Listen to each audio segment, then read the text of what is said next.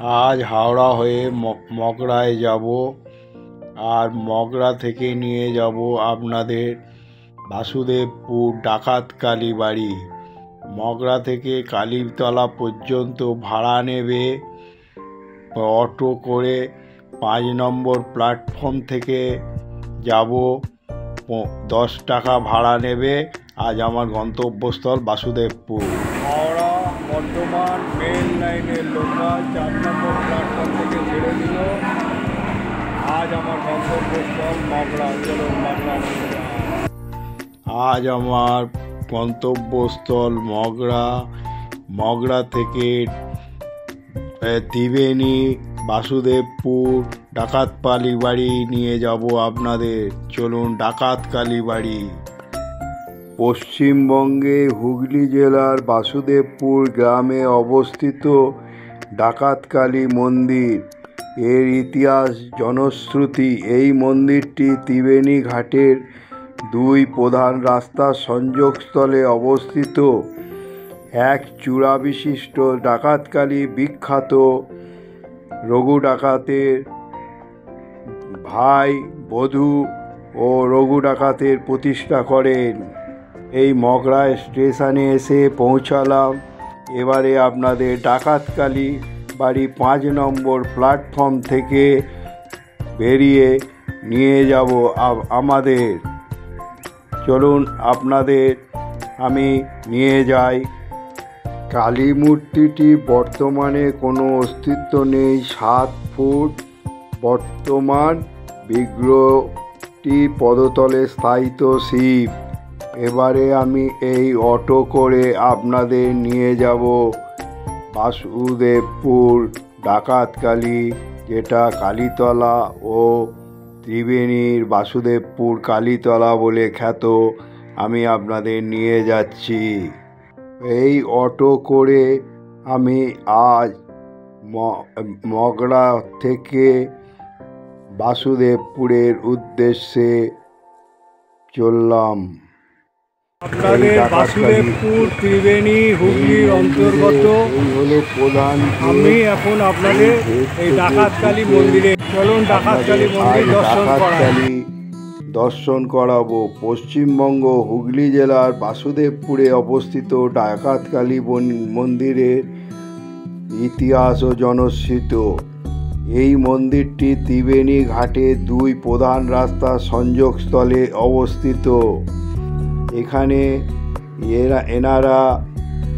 এনাদের ভাইয়ের বিয়ের জল সইতে এসছে, সেটাও আপনাদের তুলে ধরব।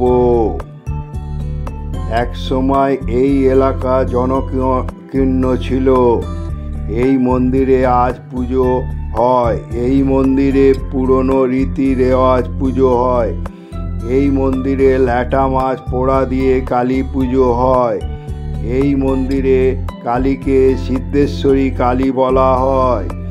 এই মন্দিরকে রঘু ডাকাতের কালী নামে ডাকা হয়। এই মন্দিরের কালী বুধ ডাকাত প্রতিষ্ঠাতা করেছিল বলে জানা যায়। এই মন্দিরের কালীকে বুধ ডাকাত প্রতিষ্ঠা করেছিল, কিন্তু কালী রঘু ডাকাত বুধ ডাকাতের আরাধ্য বলে মনে করা হয়। এই মন্দিরের কালী পুজোকে ঘিরে নানান কাহিনী রয়েছে। এনাদের ভাইয়ের বিয়ের জল সইতে এসছে, খুব জাগ্রত বলে, তাই এই মন্দিরে পুজো দিতে এসছে বিয়ের ব্যাপারে। মা কালীকে লক্ষ্য করুন। এই মন্দিরে কালীকে সিদ্ধেশ্বরী কালী রূপে পূজিত হয়, কিন্তু এইখানে নরবলি প্রথা ছিল আগে।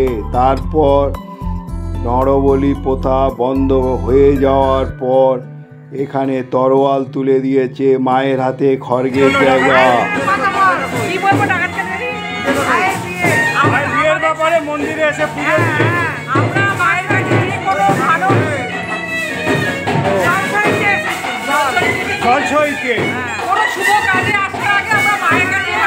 এই ডাকাত কালী মন্দিরেই আছে।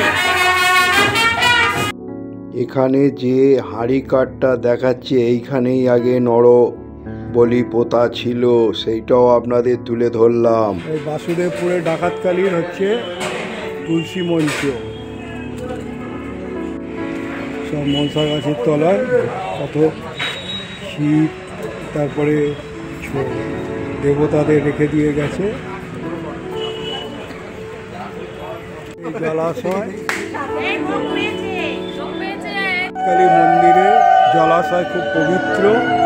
এখানে দেখুন বিয়ের ব্যাপারে জল সইতে এসছে, দেখুন আর পরিবার এসছে, সেটাও আপনাদের তুলে ধরে দেখাচ্ছি। এই হাঁড়িকাঠটি তুলে রাখা হয়েছে, কিন্তু বর্তমানে এখানে ছাগ বলি হয়, কিন্তু এক সময় এখানে মানুষের বলি হতো, রঘু ডাকাতরা করত। এক চূড়া বিশিষ্ট ডাকাত কালী মন্দির বিখ্যাত রঘু ডাকাত ও বধূ ডাকাতের নামে প্রতিষ্ঠা করেন। বধূ ডাকাত প্রতিষ্ঠার কালী মূর্তির বর্তমানের অস্তিত্ব নেই। এই মন্দিরের এরিয়া অনেক বড় জায়গা নিয়ে এই মন্দির, এবং বর্তমানে কনস্ট্রাকশনের কাজ চলছে এই মন্দিরের। 500-600 বছর আগে হুগলি জেলার সমগ্র বাংলার কুখ্যাত ডাকাতদের সঙ্গে কালীর নাম অঙ্গাঙ্গিভাবে জড়িত। যেমন ডুমুরদায় বুনু কালী মায়ের সঙ্গে ওতপ্রোতভাবে জড়িত রয়েছে বিশ্বনাথ বন্দ্যোপাধ্যায় ওরফে বিশে ডাকাতের নামে।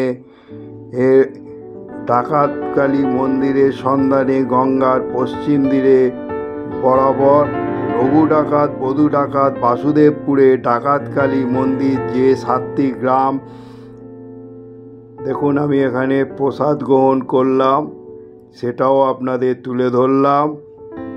আর রঘু ডাকাত এই 7টি গ্রাম নিয়ে ত্রিবেণী ঘাটের 1 কিলোমিটারের মধ্যে 2 প্রধান রাস্তার সংযোগস্থলে এই মন্দির গড়ে উঠেছে। প্রায় 500 বছর আগে ত্রিবেণী বাসুদেবপুরে এই ডাকাত ছিল রঘু ডাকাতের আর বধূ ডাকাত। এই ডাকাতের আরাধ্য কালী ছিল দক্ষিণা কালী মন্দির, গম্বুজকার এবং চূড়া বিশিষ্ট।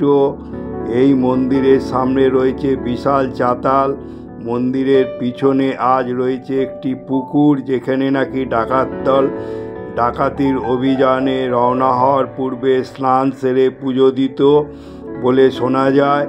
এখানকার ভোগঘর দেখুন, বড় যখন কোনো অনুষ্ঠান হয়, আর এই হলো ভোগঘর, সেগুলো তুলে ধরছি। বর্তমানে কালী মন্দিরটি বাইরের রূপে সংস্কার হচ্ছে, টাইলস ও আধুনিকের ছোঁয়া লাগছে। বহু শতাব্দী প্রাচীন এই কালী কানাইলালের স্মৃতি ভেসে উঠলে সেই পুরনো গল্প। 50-60 বছর আগে এই স্থানে জঙ্গলে ছিল ভরা। তা কালী মূর্তিটি দেখুন, মুগ্ধ হয়ে যাবেন। এখানে আগে হতো এবং চাতাল বিশিষ্ট এই করেছে। বর্তমান এই মন্দির কিভাবে প্রতিষ্ঠিত হয়েছে, আর এখানে হচ্ছে এই মন্দির আগে নরবলি হতো, কি আছে সেইগুলো সম্বন্ধে বলুন। আর এ খুব মানে জাগ্রত এই মা, আমি শুনেছি। আমি এই এসেছিলাম কুম্ভ মেলায়, সেই জন্য এই রঘু ডাকাতে। আমার বাড়ি বেহালা। শুরু করি? হ্যাঁ, শুরু। প্রথমত বলি নমস্কার, জয় মা ডাকাত কালী। আপনারা এই মন্দিরটা দেখছেন, এটা অতি প্রাচীন এক ডাকাতের কালীর মন্দির। এখানে যে প্রতিষ্ঠা করেছিলেন যিনি দেবীকে, ওনার নাম হচ্ছে বিদু ডাকাত। বিদু ডাকাত। আচ্ছা, এখানে যে রঘু ডাকাতের নাম হয়েছে, রঘু সেই সময় বিভিন্ন জায়গায় ঘুরে বেড়াতো, এবং রঘু এক জায়গায় থাকতো না। ব্রিটিশ সরকাররা সেই সময় রঘুর মাথার দাম দিয়েছিল, যার জন্য রঘু কোনো জায়গায় নির্দিষ্টভাবে থাকতেন না, উনি বিভিন্ন জায়গায় ঘুরে বেড়াতেন। যেরকম আমাদের সিঙ্গুরে আছে ডাকাতে কালীবাড়ি, ওখানে থাকতেন। এখানে আছেন, কলকাতাতে বিভিন্ন জায়গায় আছে। অ্যাকচুয়ালি এটা হচ্ছে বিদু ডাকাতের কালীবাড়ি, ঠিক আছে? বিদু ডাকাত। এখানে রঘু আসতেন, রঘু এখানে এসে ডেরা নিতেন, থাকতেন। এই যে হারকাটটি আপনারা দেখছেন, একটা টাইমে ওখানে নরবলি হতো তখনকার সময়। ওই জায়গাটা, ওই জায়গায় নরবলি হতো। ওখানে নরবলি হতো, এখন ছাগল বলি হয়, এখন ছাগ বলি। হ্যাঁ। তারপরে একদিন ঘটনাক্রমে, যেটা আমাদের প্রথাতে আমরা শুনেছি বইয়েতে পড়ে, যে হালি শহরে যিনি রামপ্রসাদ সেন ছিলেন, রামপ্রসাদ সেন যে কোনো কারণবশতে সপ্তগ্রামে সেই সময় বাণিজ্য কেন্দ্র ছিল। সপ্তগ্রামে কিছু কেনাকাটা করতেই হোক, বা কোনো বন্ধুর সাথে দেখা করতেই হোক, বা কোনো নাবিকের সঙ্গে বা ভক্তদের সঙ্গে দেখা করতে হোক, দেখা করে যখন ফিরছিলেন এই পথ দিয়ে, এই আমাদের ত্রিবেণী ঘাটের পথ দিয়ে, তখন তো এদিক ওদিক ঘাট ছিল না, ত্রিবেণী ঘাটটাই ছিল। ত্রিবেণী ঘাটে যাওয়ার সময় সে ডাকাতের কবলে পড়ে যায়। ডাকাতের কবলে পড়ে যাওয়ার ফলে সেই রামপ্রসাদ সেনকে এখানে আনা হয়। সেদিন ছিল অমাবস্যা রাত। তখনকার সময় ডাকাতরা ভাবতো যে মাকে বলি দিলে মা সন্তুষ্ট হবে, সেই জন্য ওরা নরবলি দিত। তা সাধক রামপ্রসাদকে ধরে নিয়ে এসেছিলেন এখানে, এনে ওখানে হাড়কাটে যখন ওই হাড়কাটটা আমরা তুলে রেখেছি। ওটা যখন প্রয়োজন হয় লাগাই, এটা প্রশাসনের অর্ডার আছে আমাদের কাছে। তা যখন রামপ্রসাদ সেনকে এখানে বলি দিতে যায়, তখন রামপ্রসাদ সেন শেষ তাদের কাছে আবেদন জানায় যে আমার একটা শেষ ইচ্ছা আছে, তোরা পূরণ করবি না? তখন বলছে কী তোমার শেষ ইচ্ছা? বলছে আমি মাকে একটা গান শোনাবো। বলছে ঠিক আছে শোনাও। রামপ্রসাদ সেন ওইখানে বসে একটি গান ধরেছিলেন। গানের কথাটাই হচ্ছে তিলেক দ্বারা ওড়ে সমন, বদন ভরে মাকে ডাকি, বিপদকালে ব্রহ্মময়ী আমার, আসেন কিনা আসেন দেখি। আপনারা ইউটিউবে সার্চ করবেন রামপ্রসাদ সেনের, এই গানটি পেয়ে যাবেন। ওই গানটি এখানে বসে উনি গেয়েছিলেন রামপ্রসাদ সেন। যখন গান গাওয়ার শেষে উনি যখন হাড়কাটে গলা দিয়ে দিয়েছেন, সেই ডাকাতদাররা ধরে যখন হাড়কাটে গলা দিয়ে দিয়েছে, মানে বলি হবে, সেই সময় সমস্ত ডাকাত দল দেখতে পাচ্ছে মা স্বয়ং ওখানে গলা দিয়ে দিয়েছে। তখন সেই ডাকাত দলেরা বুঝতে পারেন যে আমরা কোনো সাধককে ধরে ফেলেছি, তার কাছে ক্ষমা প্রার্থনা চান। আচ্ছা, তখন সেই রামপ্রসাদ সেন তাদেরকে বলেন যে দেখ, তোরা জীবিকার জন্য ডাকাতি করছিস ঠিক আছে, মানুষকে দান ধ্যান করছিস এটাও ঠিক আছে, কিন্তু তা বলে মানুষকে হত্যা করে, তারও তো আত্মীয় স্বজন পরিজন কেউ আছে। তখন সেই ডাকাতদের মধ্যে চেতনা হয়। চেতনা হওয়ার পর রঘু তখন আমাদের হাতে দেখবেন, সব কালীর হাতে দেখবেন খড়গ আছে, আমাদের মায়ের হাতে আছে তরবারি। এটা হচ্ছে রঘু ডাকাতের দেওয়া তরবারি। রঘু ডাকাত এই মায়ের কাছে তখন শপথ গ্রহণ করে যে আজ থেকে আমি আর কোনো নরবলি করব না। তখন থেকে নরবলি প্রথা বন্ধ হয়ে গেছে। এখন এই লোকে মানসিক করলে শনিবার মঙ্গলবার দেখে এখানে ছাগবলি হয়, ঠিক আছে, অমাবস্যায় যজ্ঞ হয়। গত 11ই ফেব্রুয়ারি আমাদের মায়ের প্রতিষ্ঠা দিবস হয়ে গেল, বিভিন্ন অনুষ্ঠান হয়। এবং আমাদের এখানে আপনার ভোগেরও ব্যবস্থা আছে। আচ্ছা, ভোগের মূল্য কত? ভোগের মূল্য নিরামিষ ভোগ হচ্ছে আপনার 70 টাকা, আর শনিবার আর মঙ্গলবার আমিষ ভোগ হয়। আমিষ ভোগ শনিবার মঙ্গলবার হয় কেন? আমাদের মাকে শনিবার মঙ্গলবার ল্যাঠা মাছ পোড়া দিতে হয়। আমাদের মহাপ্রসাদ হচ্ছে ল্যাঠা মাছ পোড়া, ঠিক আছে, ঠিক আছে। সেই ল্যাঠা মাছটার জন্য আমরা শনিবার মঙ্গলবার দিনটা মাছের দিন ধার্য করেছি, যাতে যেন ভক্তরাও পায়। সেই ল্যাঠা মাছটি ভক্তরাও পাবে, কিঞ্চিত পাবে। এবং ভোগের সঙ্গে আমরা কাতলা মাছ বা রুই মাছ ব্যবহার করে থাকি। মন্দির কটায় খোলে? মন্দির খোলে আপনার সকাল 9টায়, বন্ধ হয় দুপুর 1টায়। 1টার পর আর পুজো হবে না, তারপরে ভোগ পর্ব শুরু হয়ে যায়। মাকে ভোগ খাইয়ে শয়ন দিয়ে দেওয়া হয় 1টার মধ্যে। তারপরে ভক্তরাই যারা টোকন ফোকন কাটে তাদের খাওয়া দাওয়া সেবা শুশ্রূষা করাই আমরা। আবার ওদিকে সন্ধ্যাবেলা আপনার 5টা সাড়ে 5টার সময় খোলা হবে। রাত্রি 8টায় প্রতিদিন মায়ের আরতি হয়। সন্ধ্যা আরতি রাত্রি 8টায় হয়। সেই সময় অনেক ভক্তরা এখানে আসেন আরতি উপভোগ করতে। হ্যাঁ, আরতি উপভোগ করতে আসেন। এবং আমাদের এই মা খুব জাগ্রত মা, সেটা আমরা অনেকভাবে মিরাক্কেল আমরা মায়ের কাছে পেয়েছি। তার জন্য আমাদের দৃঢ় বিশ্বাস মা আমাদের সঙ্গে আছে। জয় মা, জয় মা। কথিত আছে রঘু ডাকাত যখন ডাকাতি করতে যেত, মহিলাদের কখনো অত্যাচার করত না এবং মা বলে সম্বোধন করত।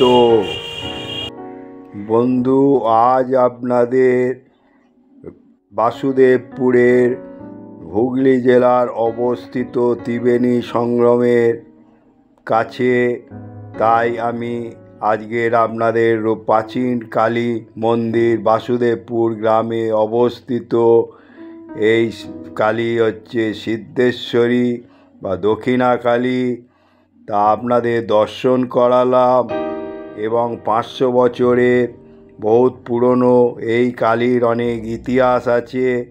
তা এইটা দেখার পর আপনারা একটা করে লাইক করবেন এবং যত শেয়ার করবেন সকলে জানতে পারবে এই রঘু ডাকাতের কালী বাসুদেবপুরে। আমি এটা কুম্ভ থেকে ফেরার পথে এই একটা ছোট্ট ব্লগ বানিয়ে আপনাদের কাছে ছাড়লাম। আর আশা করব এখনও যারা সাবস্ক্রাইব করেননি, এটা সাবস্ক্রাইব করলে যখন সাবস্ক্রাইব করবেন আইকন বোতামটা টিপে দেবেন। আপনারা ভালো থাকুন, সুস্থ থাকুন। এবারে আমি হাওড়া হয়ে ঘরের উদ্দেশ্যে রওনা দিলাম।